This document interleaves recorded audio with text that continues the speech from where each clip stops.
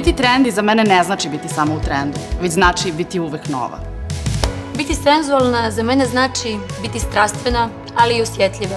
Pokazati sve svoje strane, ne plašeći se tuđeg mišljenja.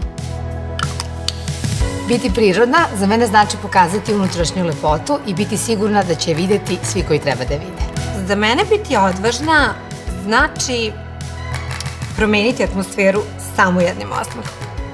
Biti jedinstvena za mene ne znači biti protiv svih, ni biti kao svi, već jednostavno biti ono što jesam. Za mene biti neustrašiva znači moći svakome pogledati u oči.